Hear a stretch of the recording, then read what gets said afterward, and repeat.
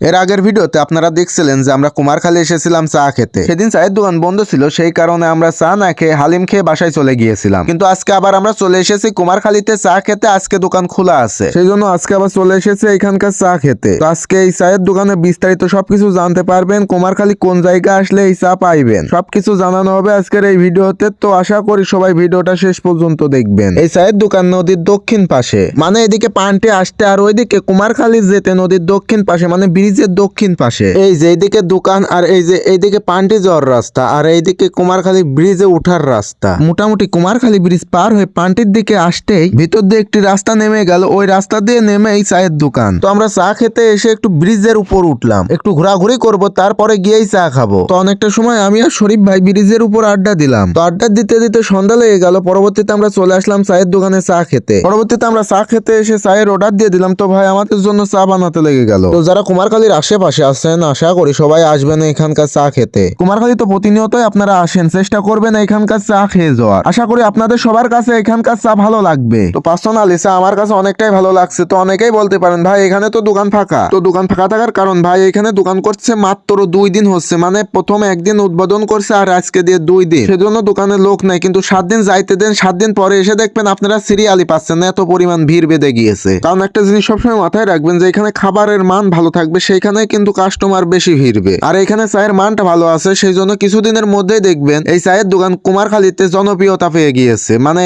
Viral হয়ে গিয়েছে। তো আপনারা আসবেন, এসে চা ট্রাই করে দেখতে পারেন। আশা করি আপনাদের কাছে এখানকার চা অনেকটাই ভালো লাগবে।